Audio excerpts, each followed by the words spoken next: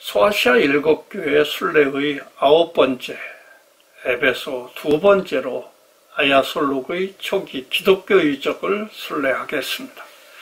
터키의 수많은 기독교 유적 중에서 신약 성경에 언급되는 에베소 교회는 셀축의 중심인 셀축성의 한 복판인 아야솔록 언덕 위에 사도 요한의 무덤 위에 세워진 웅장한 요한 무덤 교회를 중심으로 살펴볼 수 있습니다.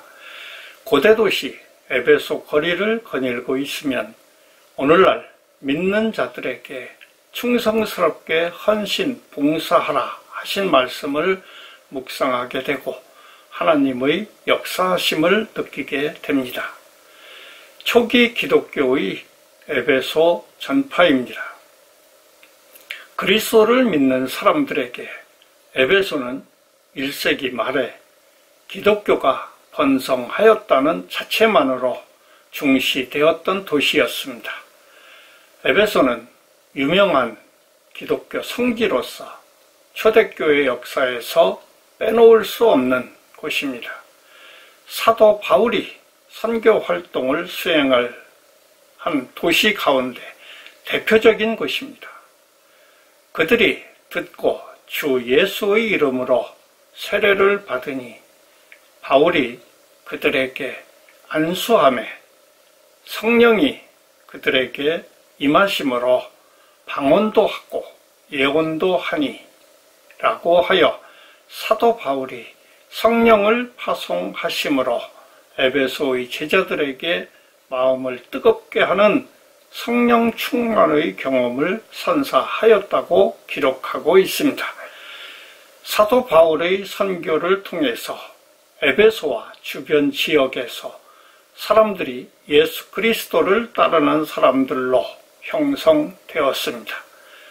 당시 교회라는 개념은 건물이 아니라 믿음 공동체를 의미하였기 때문에 에베소 교회는 어느 특정 교회를 지칭하는 것이 아니라 에베소 지역에 존재하던 모든 믿음 공동체를 아우르는 개념으로 사용되었습니다. 사도 바울은 두란노 서원 유대교 회당을 돌면서 하나님 말씀을 전파하였습니다. 그는 두란노 서원에서 하나님 나라의 실체를 경험케 하는 실천적 강론을 통해 실천적 제자를 집중적으로 양육하는 프로그램을 운영하였습니다. 2년여 동안 매일 성경 강론을 통하여 소아시아에서 7교회의 지도적 역할을 하는 에베소 교회의 기반을 제공하였습니다. 사도 바울은 내게 광대하고 유효한 문이 열렸으나 대적하는 자들이 많음이라고 하여 오랜 시간 동안 에베소에 머물렀습니다. 내가 사람의 방법으로 에베소에서 맹수와 더불어 싸웠다면 내게 무슨 이익이 있으리요? 라고 나타나는데 이것은 야외 극장에서 데메드리오 등 이교도 신자들과의 논쟁을 의미하는 것입니다. 사도 바울은 예루살렘 중심의 기독교를 소아시아와 로마로 복음을 전파시킨 장본인입니다. 그는 로마를 비롯한 소아시아와 유럽의 여러 도시로 3번에 걸친 선교 여행을 다니면서도 에베소와는 특별한 인연은 맺고 있었습니다.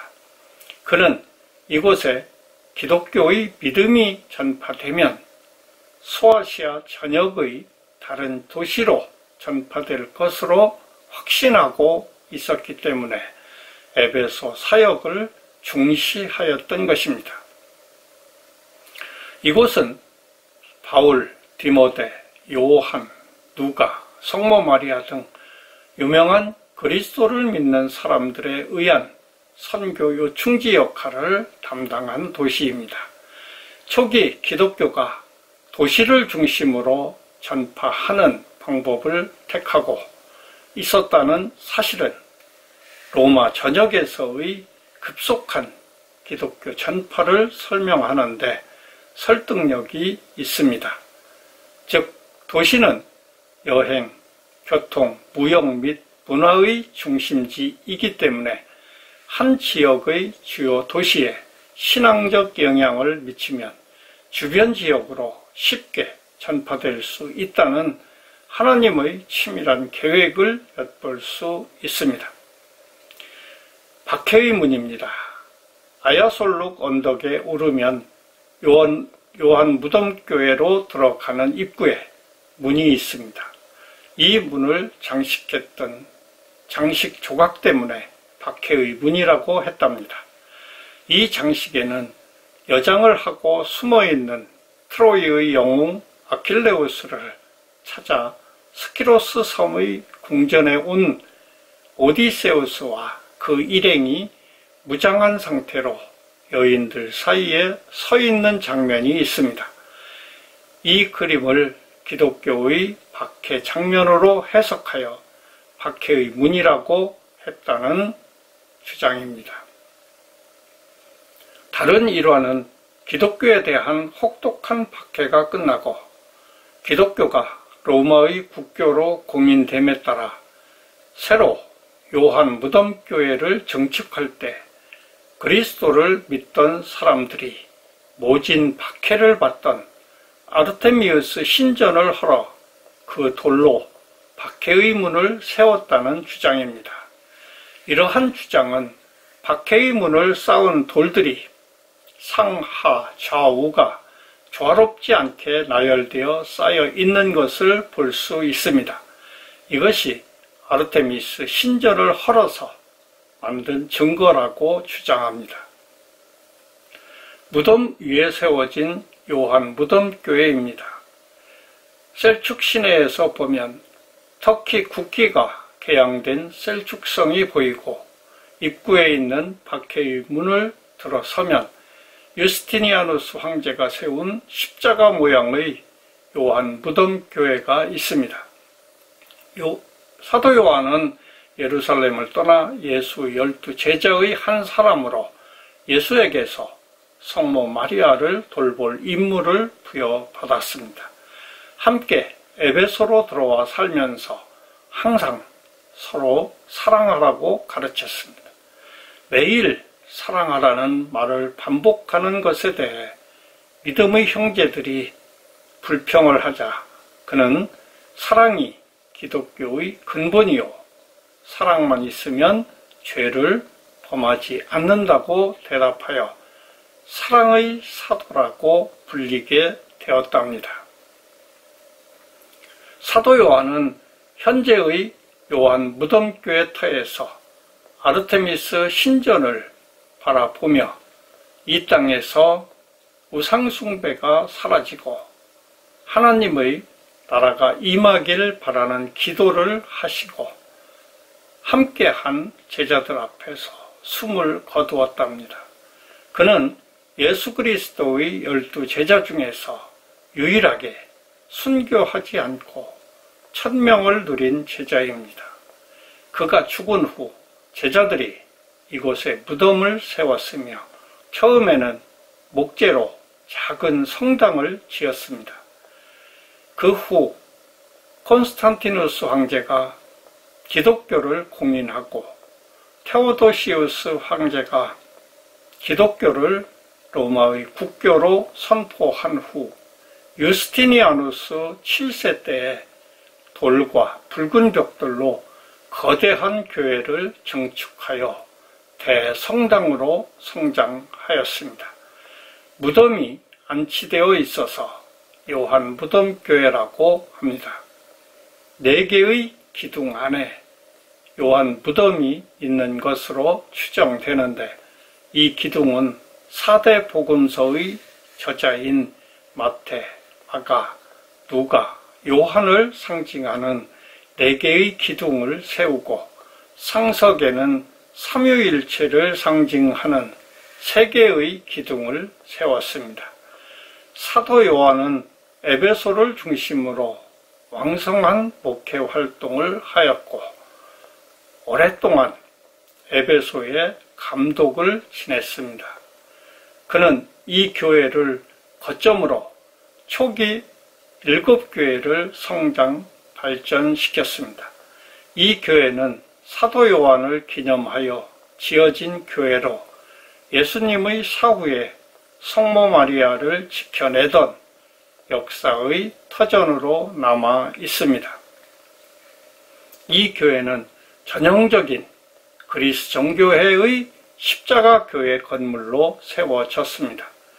가로 110m, 세로 130m의 6개의 돔으로 이루어져 이제까지 십자가 모양의 설계로 세워진 교회 중에서 가장 웅장하고 인상적인 건물이었지만 현재는 기둥과 바닥의 모자이크와 성벽만이 남아 오랜 시간의 흔적을 보여주고 있습니다.